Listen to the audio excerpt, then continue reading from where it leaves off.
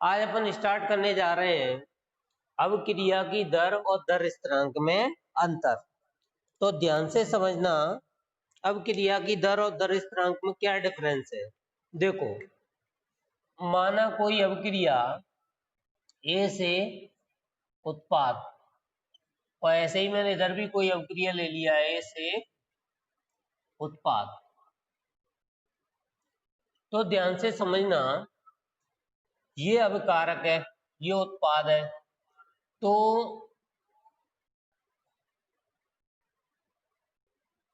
अब क्रिया की दर बराबर क्या होती है, अपन ऐसे लिख सकते हैं D A upon D T. अब क्रिया की दर को D A upon D T लिख सकते हैं, इक्वल टू के दर स्थिरांक इंटू अभिकारक की सांद्रता। और बात कितनी है इस पे, एक, क्योंकि आप एक प्रथम कोटि मान रहे हो तो एक, ये क्या है, दर स्थिरांक। ऐसे ही दर भी आप लिख सकते हो, दर बराबर D A upon D T बराबर के इंटू ए। लेकिन आप दर स्थिरांक जब निकालते हो तो सांद्रता को क्या मान लेते हो, इकाई। तो इसमें दर बराबर क्या हो गई, के, माने दर स्थिरांक। तो अब देखो, अब क्रिया की दर का पहला ही आप यदि डिफरेंस देखना चाहते हो तो इसमें इसकी परिभाषा हो जाएगी एक पॉइंट, तो जो मैंने लिखाई है, प्रति इकाई समय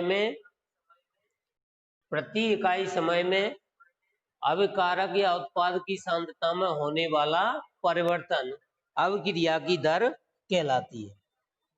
प्रति इकाई समय में अभिकारकों या उत्पादों की सांद्रता में होने वाला परिवर्तन अभिक्रिया की दर कहलाती है। इधर क्या कहते हैं हम, इधर यदि सांद्रता क्या कर दी जाए, इकाई सांद्रता में अभिक्रिया की दर को ही दर स्थिरांक कहते हैं। इकाई सांद्रता में अभिक्रिया की दर को ही दर स्थिरांक कहते हैं।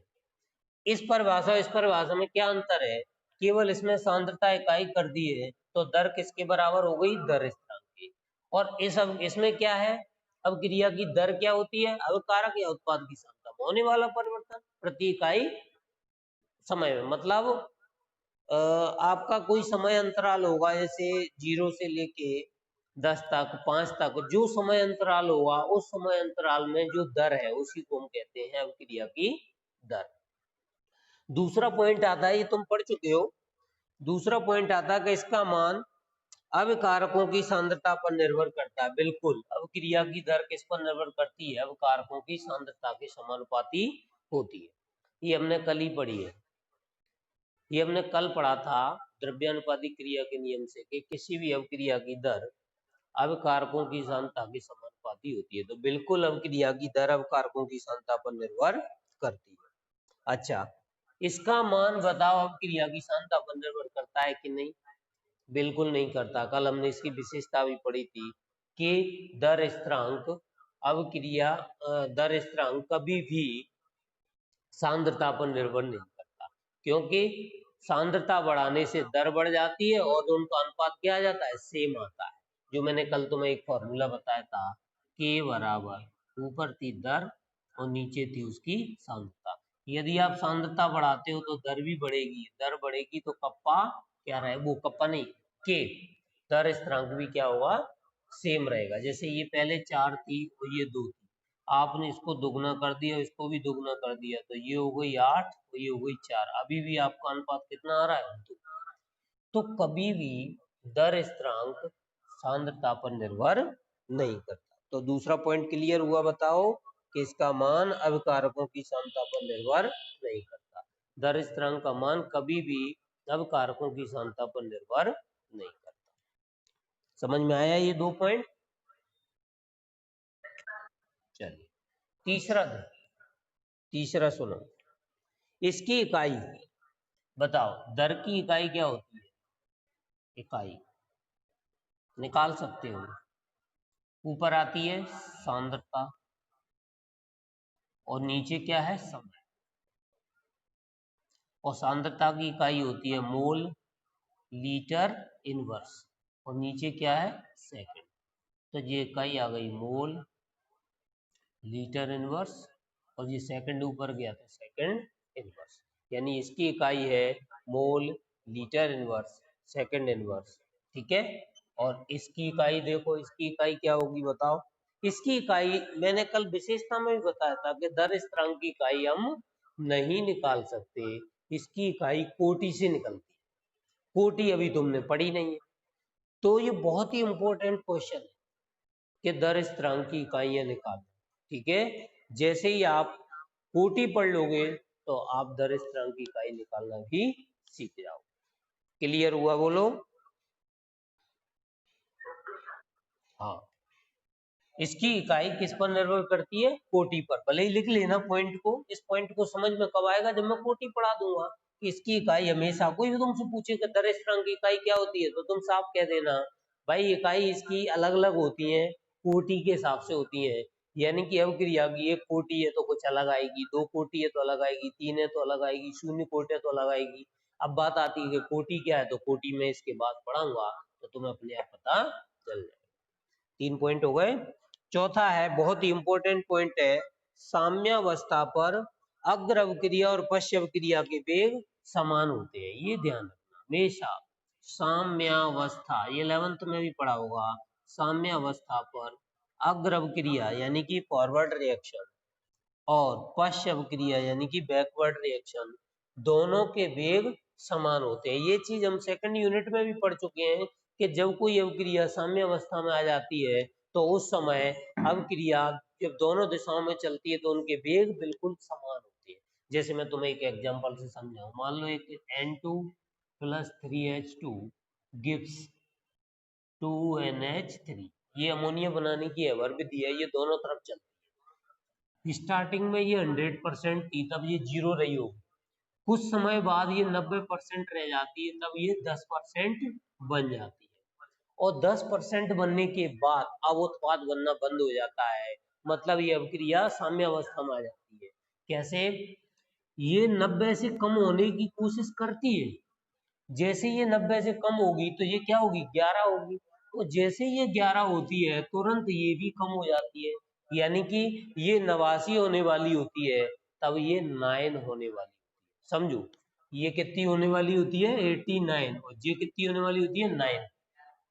नहीं, ये 89 होगी, ये 9 होने वाली होगी, लेकिन इसमें से एक निकल के इसमें जुड़ जाएगा, प्लस हो जाएगा, और इसका एक निकल के इधर जुड़ जाएगा, तो ये फिर 90 हो जाएगी, ये फिर 10 हो जाएगी। यानी कि इधर से कम होती है, इधर से भी कम होती है, और जैसे ही इधर से एक इधर अणु पहुंचता है, पहुंचते ही इस 10 में से एक अणु निकल के ये कितनी बन जाती है? 9, और ये 10 और 9 बनती है, एक इधर से आ जाता है, फिर से कितने हो जाते हैं? वो 10 के 10, मतलब अणु उतने ही रहते हैं।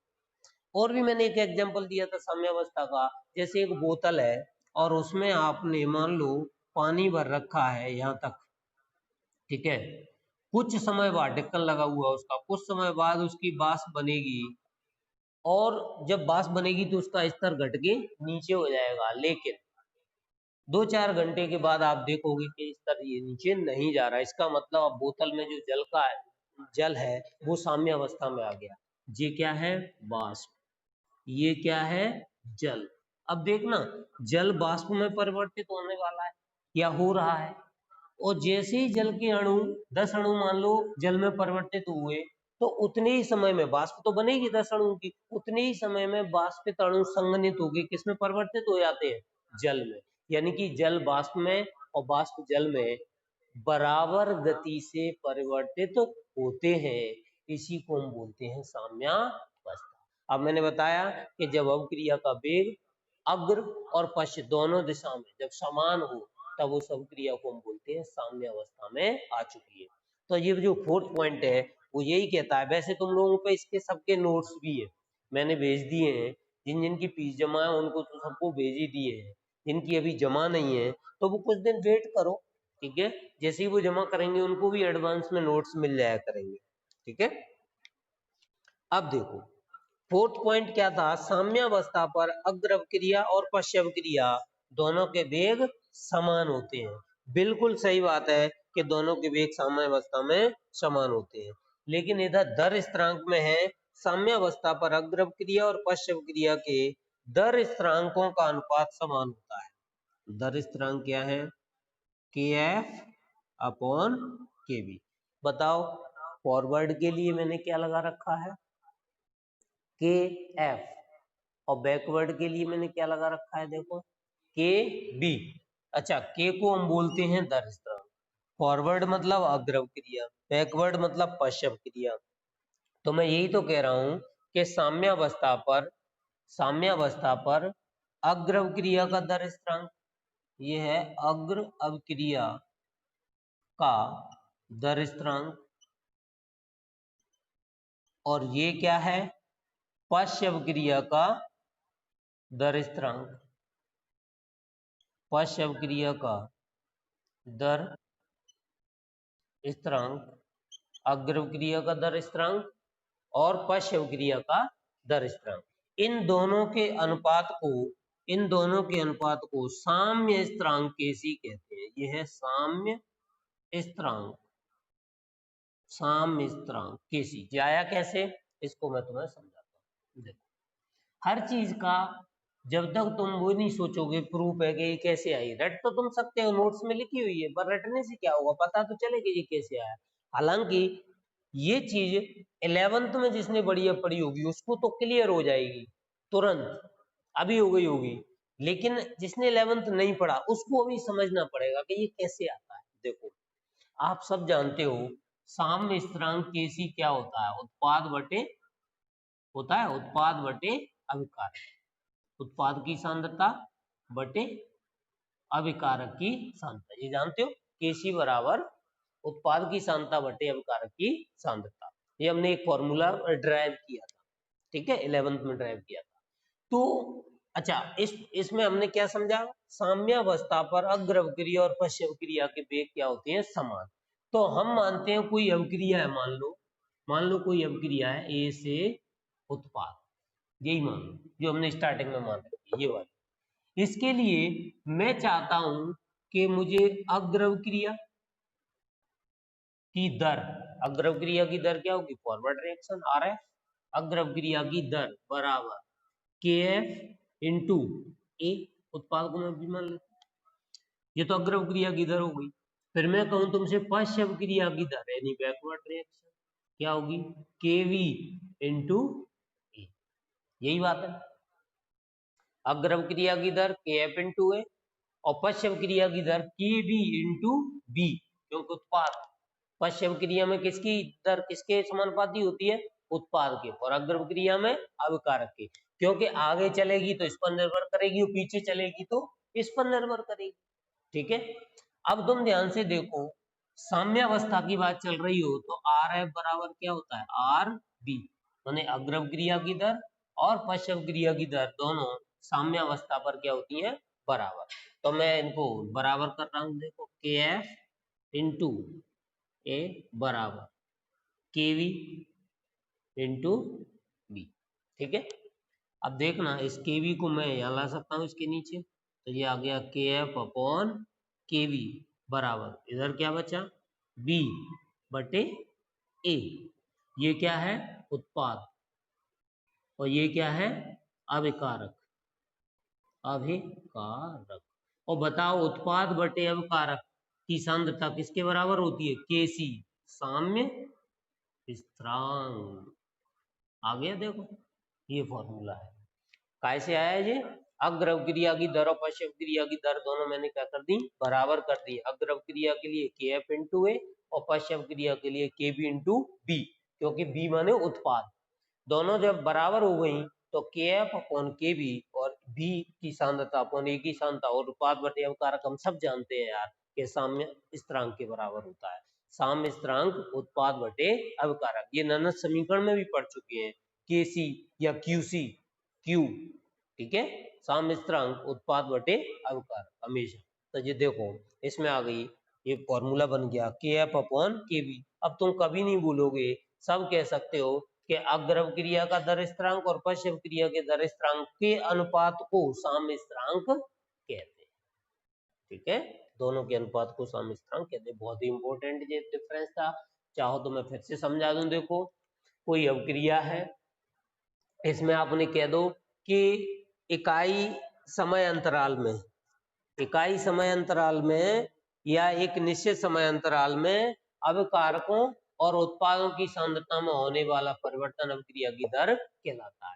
इसमें यदि सांद्रता इकाई हो जाए तो अभिक्रिया की दर को ही दर स्थिरांक कहते हैं। सेकंड पॉइंट क्या था, ध्यान करो। सेकंड पॉइंट था कि इसका मान अभिकारकों की सांद्रता पर निर्भर करता है। मतलब अभिक्रिया की दर का मान किस पर निर्भर करता है? अभिकारकों की सांद्रता पर निर्भर करता है, समानुपाती होता है।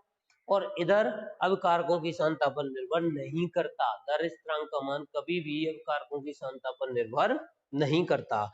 थर्ड था इसकी इकाई mole litre inverse second inverse है, और इसकी इकाई अभिक्रिया की कोटि पर निर्भर करती है, जो हम आगे पढ़ेंगे। और फोर्थ पॉइंट था साम्य अवस्था पर अग्र अभिक्रिया की दर और पश्च अभिक्रिया की दर दोनों बराबर होती है। और इसमें क्या पढ़ा अपन ने? अग्र अभिक्रिया का दर स्थिरांक और पश्च अभिक्रिया के दर स्थिरांक के अनुपात को साम्य स्थिरांक कहते हैं। 4 पॉइंट हो गए तुम्हारे, ठीक है। ये कभी कभी आ जाते हैं, अच्छा क्वेश्चन था डिफरेंस। चलो स्क्रीनशॉट लेना है तो ले लो। अब देखो अगला क्वेश्चन है, क्वेश्चन लिख सकते हो। अब क्रिया की कोटि को उदाहरण सहित समझाइए। क्वेश्चन लिख लो, अब क्रिया की कोटि, तो कोटि आ गई, वही अपन को पढ़ना था। अब क्रिया की कोटि को उदाहरण सहित समझाइए। हेडिंग डाल लो, अब क्रिया की कोटि, ठीक है। तो बिल्कुल सिंपल सी चीज है। कोटि का मतलब मैं पहले तुम्हें समझाता हूं। देखो अपने आप डेफिनेशन आ जाएगी, तुम्हें कुछ भी नहीं करना। पहले तुम एक अवक्रिया मान लो। माना एक सामान्य अवक्रिया निम्न है, एक सामान्य रासायनिक अवक्रिया, रासायनिक तो पढ़ ही रहे हैं अपन, अवक्रिया निम्न है।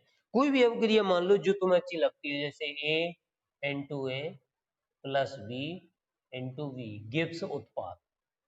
हमें मतलब नहीं है क्या बन रहा है, हमें मतलब है बस कोई अवक्रिया हो, बनने से हमें इसमें कोई मतलब नहीं। इसमें लगा दो दर नियम। दर नियम क्या कहता था? अवक्रिया की दर,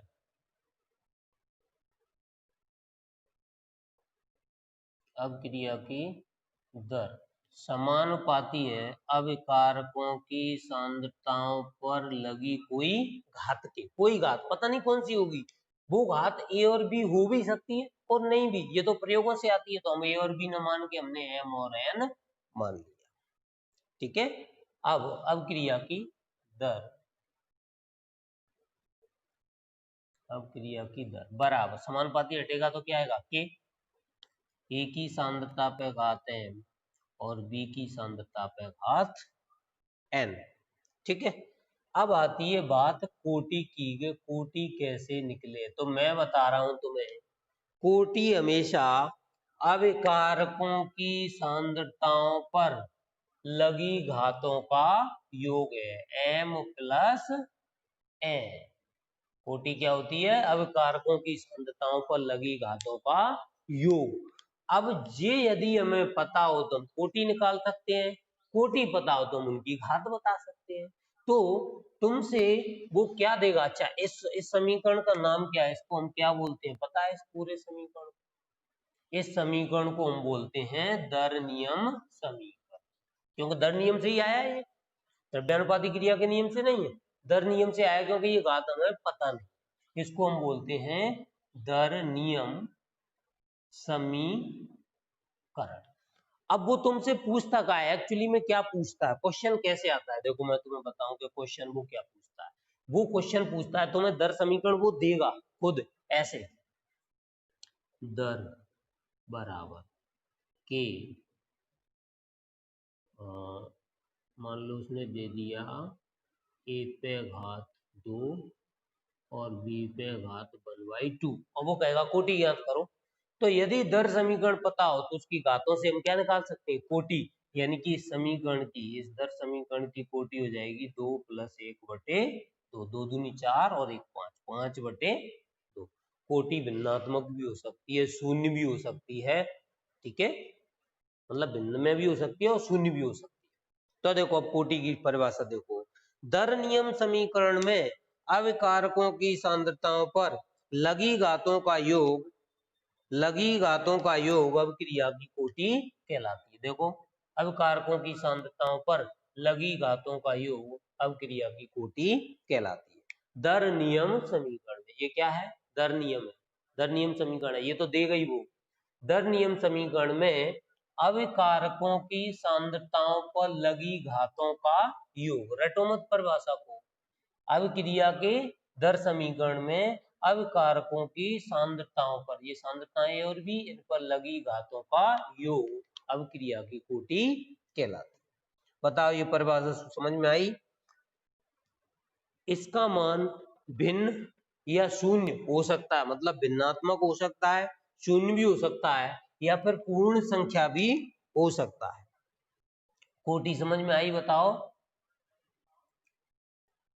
अच्छा ये भी आता है कि अवक्रिया की जो कोटि है उसका कोई एग्जांपल दे दो, तो एग्जांपल अपन दे सकते हैं, मान लो जैसे 2NO + O2 gives 2NO2, और कहे कि इस समीकरण में, दर समीकरण ये है, इसका दर समीकरण है दर बराबर के, वो खुद देगा, दर समीकरण तो मैं नहीं निकाला, ठीक है, 2 और O2 पे घात 1। अब देखो ये गुणांक आ गए कि नहीं, 2 और 1, ये हो भी सकते थे और नहीं भी, ये तो प्रयोगों से आते हैं।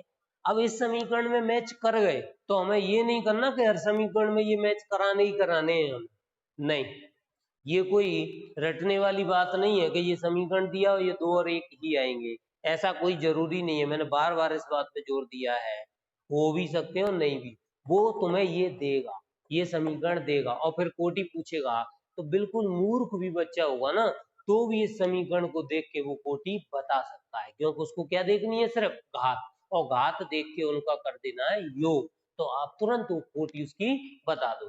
समीकरण से कोटि निकालना कठिन है, क्योंकि समीकरण से हमें नहीं पता कि ये घात क्या होंगी, ये हो भी सकती हैं और नहीं, ठीक है।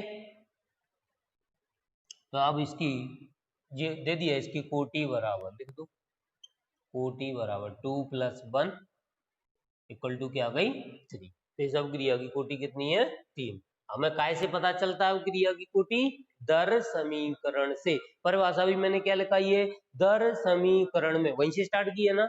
मैं चाहता तो ये भी तो लिख सकता, किसी रासायनिक अवक्रिया में उसके गुणांकों का योग, नहीं कह सकता था, लेकिन नहीं कह सकता क्योंकि ये बात सही नहीं है, गुणांकों का योग हो भी सकता और नहीं भी, तो अपन उस चीज को कैसे ले सकते हैं कि हमेशा वही होगा। मैंने स्टार्टिंग परिभाषा कहां से की, अविक्रिया के दर समीकरण में अविकारकों की सांद्रताओं पर लगी घातों का योग अवक्रिया की कोटि कहलाती है। और मैं फिर बोल रहा हूं, अविकारकों की सांद्रताओं पर जो घात लगती है वो प्रायोगिक मान है, वो प्रैक्टिकल से आता है, इसे आप नहीं बता सकते, ठीक है। चलो अब आते हैं अपन नेक्स्ट क्वेश्चन पे, जो कि बहुत इंपॉर्टेंट है, पेपर में वही आता है, ठीक है। एक एक नंबर के आएंगे 4, देखो हेडिंग डाल दो सब। प्रथम कोटि की अवक्रिया को उदाहरण सहित समझाइए। प्रथम कोटि मतलब हम 4 तक पढ़ेंगे, प्रथम कोटि, द्वितीय कोटि, तृतीय कोटि और शून्य कोटि, माने 0 से लेके 3 तक, टोटल कितनी हो गई कोटि, 4। इतनी अवक्रिया होती है बस, प्रथम द्वितीय तृतीय तक ही हाईएस्ट होती है, इसके बाद चतुर्थ पंचम होती ही नहीं है, क्योंकि कोटि इससे ज्यादा अवक्रियाओं की आती ही नहीं है। चाहे वो अवक्रिया में बैलेंसिंग कितनी आ रही हो, 48, 50, कितनी भी बैलेंसिंग आ रही है उससे मतलब नहीं है, कोटि उसकी कितनी निकलती है, 3, हाईएस्ट 3 तक। जैसे ये कोटि पता है क्या है, ऐसी बात है ये कि जैसे आपने कोई रिएक्शन कराई, सोचना मैं बताता हूँ, ठीक है। जैसे मैंने आपको कोई एग्जांपल दिया, ये हाइड्रोजन परऑक्साइड दिया मैंने H2 और O2, ये बन गया H2O + 1/2, ध्यान देना। अब मैं कहूं कि इसकी कोटि क्या है, तो एक्सपेरिमेंट से ऐसा देखा गया कि इसके एक अणु से ही अब क्रिया उतनी गति से चल रही। मैंने मान लो ले लिए एक्सपेरिमेंट में 2 अणु, तब भी अब क्रिया उसी वेग से हुई जितनी पहले से। तो बताओ क्या 2 मानोगे इसकी कोटि? अब क्रिया की दर में घात कितनी लगाओगे? 1। भले ही आपने अणु कितने ले रखे हैं? 2। माने उसकी स्पीड नहीं बढ़ी, 1 लिया तो भी वही, 2 लिया तो भी वही, और 50 लिए तो भी वही होगी।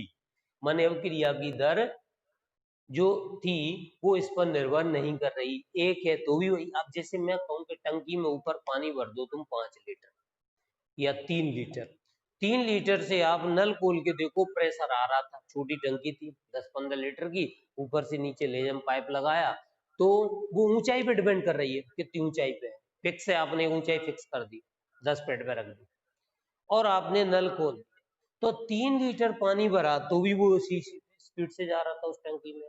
और यदि तुम उस टंकी को फुल कर दो, 5 लीटर कर दो, तब भी उसी स्पीड से आ रहा था, क्योंकि पानी से डिपेंड नहीं कर रही, डिपेंड किस पे कर रही है? ऊंचाई पे डिपेंड कर रही है। ऐसे ही आप चाहे 2 मोल लो चाहे 1 मोल लो, डिपेंड करती है उसकी दर कितने पर निर्भर कर रही है, यानी 1 पर ही निर्भर कर रही है तो कोटि कितनी होगी? 1।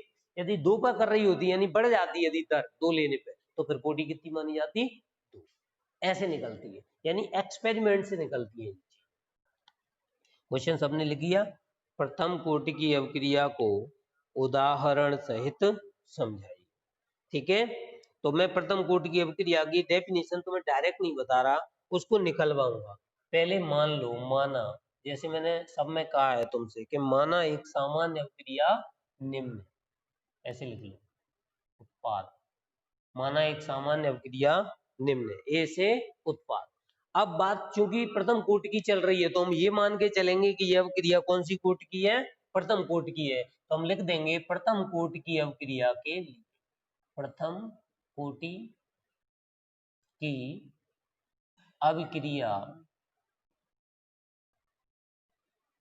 के लिए, प्रथम कोटि की अवक्रिया के लिए, प्रथम कोटि की अवक्रिया के लिए बताओ दर नियम लगाएंगे में यदि, तो अवक्रिया की दर क्या हो? प्रथम कोटि की अवक्रिया के लिए अवक्रिया की दर बराबर क्या होगी? बताओ कमेंट में। के ए की सांद्रता, बताओ घात कितनी लगाऊंगा? 1। अब एम और एन मत कर देना, क्योंकि अब बात किसकी चल रही है? प्रथम कोटि की अवक्रिया की, तो घात कितनी लगेगी? फिक्स है, 1 ही रहेगी, ना 2 ना 4, 1, क्योंकि बात वो प्रथम कोटि की कर रहा है। यानी वो ये मान के चल रहा है कि ये जो अवक्रिया है वो प्रथम कोटि की है, तो हम दर समीकरण हमेशा घात कितनी लगाएंगे? अब कारकों की सांद्रता पर 1 घात लगाएंगे। अब देखो इसकी डेफिनेशन आ गई, कोटि बराबर कितनी आ गई इसकी? 1। बताओ इसकी डेफिनेशन क्या होगी? दर नियम समीकरण में अब कारकों की सांद्रताओं पर लगी घातों का योग 1 होने पर उस अवक्रिया को प्रथम कोटि की अवक्रिया कहते हैं। फिर से समझो, दर नियम समीकरण में, ये रहा दर नियम समीकरण, दर नियम समीकरण में अब कारकों की सांद्रताओं पर लगी घातों का योग 1 होने पर उस अवक्रिया को प्रथम कोटि की अवक्रिया कहते हैं। आपने एक परिभाषा से 3 परिभाषाएं पढ़ ली, मैं कहूं द्वितीय कोटि की परिभाषा बताओ तो तुम वही फिर कहोगे, दर नियम समीकरण में अब कारकों की सांद्रताओं पर लगी घातों का योग कितना होना चाहिए? 2 होने पर उस अवक्रिया को द्वितीय कोटि की अवक्रिया कहते हैं। फिर मैं कहूं तृतीय कोटि की अवक्रिया, तो आप फिर कहोगे दर नियम समीकरण में अब कारकों की सांद्रताओं पर लगी घातों का योग 3 होने पर उसे तृतीय कोटि की अवक्रिया कहते हैं।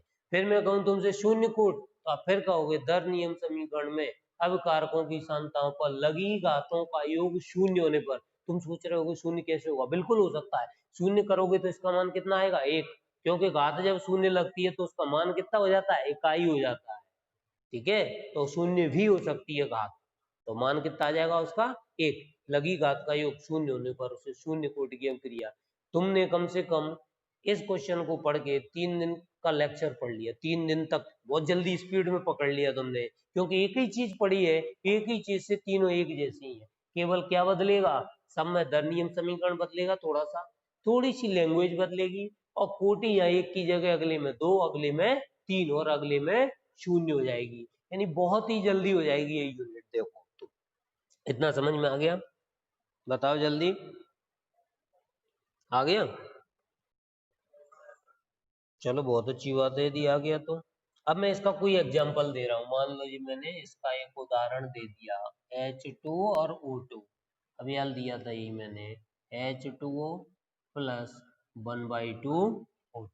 मैं कहूँ अब क्रिया की दर, अब क्रिया की दर बराबर के, यानी दर स्थिरांक और एक ही सांद्रता, एक ही सांद्रता क्या है H2 और O2।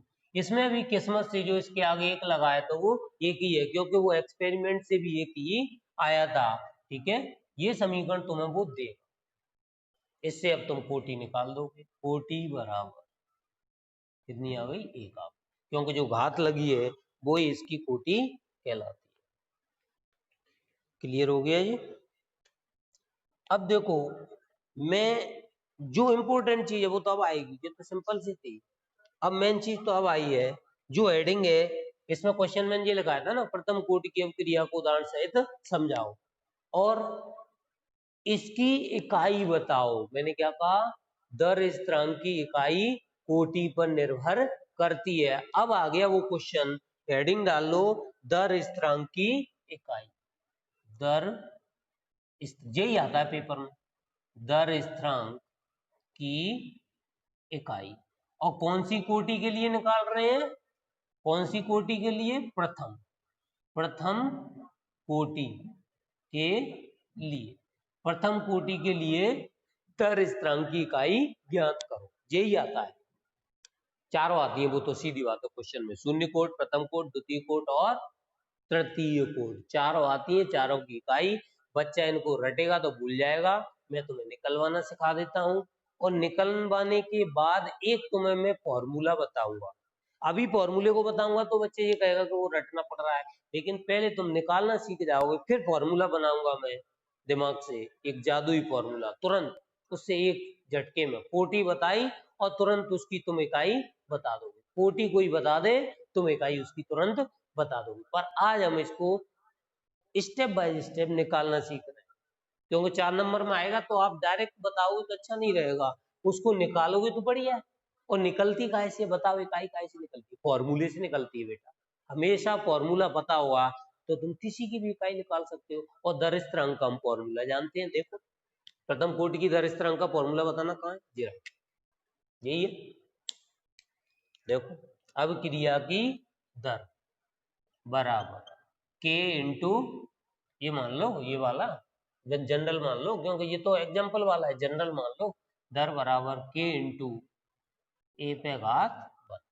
इसमें से मुझे इकाई किसकी चाहिए? दर स्थिरांक की, तो के निकालना पड़ेगा। दर स्थिरांक, जिसकी इकाई चाहिए उसको मुझे लेफ्ट हैंड साइड में लाना पड़ेगा। दर स्थिरांक के बराबर, इसको मैं इधर लाया हूं, या ये समझो इसको यही है तो ये नीचे आ जाएगा। तो ऊपर क्या है? दर, नीचे क्या है? ए पे घात 1। अब देखो, इकाई में कुछ भी नहीं है, तुरंत तुम खुद ही निकाल सकते हो। बहुत से बच्चे निकाल भी चुके होंगे, है ना? कुछ बच्चे कोशिश करो निकालने की। देखो जी, ऊपर क्या है? दर। और दर क्या होती है? सांद्रता बटे समय। एक निश्चित समय अंतराल में अभिकारकों और उत्पादों की सांद्रता में होने वाला परिवर्तन अभिक्रिया की दर कहलाती है। दर क्या होती है पता होगा तुम्हें? D D A upon D T upon A. ये क्या चीज है? ए सांद्रता, तो इसको मैं सांद्रता लिख सकता हूँ, सांद्रता। और जो ऊपर भी क्या है? यहाँ पर डी ए क्या है? सांद्रता में परिवर्तन है, तो सांद्रता ही। परिवर्तन क्या है? दो सांद्रताओं का परिवर्तन पर है, तो ऊपर भी सांद्रता। तो चलो, ऊपर क्या है? सांद्रता, और नीचे क्या है? समय, और फिर नीचे क्या है? सांद्रता। लो, अब इसको सॉल्व कर लो। सांद्रता, हाँ कुछ बच्चों ने निकाल भी ली, सांद्रता बटे समय। और जो ये सांद्रता है, ये देखो चार चार आ गए इसमें, ए बी सी और डी। ए बटे बी, और ये D/C, मतलब एक चला जाएगा कहाँ ऊपर और ये सांद्रता नीचे है। सांद्रता गणित का रूल है, जब चार वर्ड होते हैं A B C और D, तो हम इनको कैसे लिख सकते हैं, A और B, A/B इंटू B/C। तो A क्या है, सांद्रता, ये लिख दी, B क्या है, समय, और D क्या है, एक, तो ऊपर एक और सांद्रता। अब देखो सांद्रता से सांद्रता कट गई तो क्या बचा, 1 समय, 1 समय, और 1 समय को हम क्या लिखते हैं, सेकंड, और 1/सेकंड को क्या लिख सकते हैं, सेकंड इनवर्स। कितनी सिंपल इकाई है, केवल निकालनी है तुम्हें, और तुम्हें एक नंबर इसका मतलब चार आएंगी ऐसी ऐसी, पेज तो एक भर जाएगा तुरंत लिखोगे तो, पर नंबर भी तुम्हें ऐसे मिलेंगे बिल्कुल सही। और याद रख सको तो और अच्छी बात है कि प्रथम कोटि की क्रिया की इकाई हमेशा सेकंड इनवर्स होती है। क्यों, बदल तो ये जाएगी नहीं, प्रथम कोटि की है तो ये सेकंड इनवर्स ही रहेगी, द्वितीय कोटि के लिए बदलेगी, तृतीय के लिए भी बदलेगी, क्योंकि जैसे जैसे हम सांद्रता पे घातें बदलेंगे, अभी घात कितनी लगी थी सांद्रता पे, एक, फिर 2 हो जाएगी तो बदलेगी, 3 होगी तो बदलेगी, 0 होगी तो बदलेगी। तो इसकी इकाई बताओ, अब तुम्हें ये पॉइंट समझ में आ गया होगा डिफरेंस वाला, कि दर स्थिरांक की इकाई अभिक्रिया की कोटि पर निर्भर करती है। बहुत ही इंपॉर्टेंट क्वेश्चन था ये। कल मैं तुम्हें पढ़ाऊंगा द्वितीय कोटि की अभिक्रिया और इसकी इकाई, फिर तृतीय कोटि की अभिक्रिया, इसकी इकाई, शून्य कोटि की अभिक्रिया और इसकी इकाई। बहुत ही इंपॉर्टेंट क्वेश्चन था, ठीक है।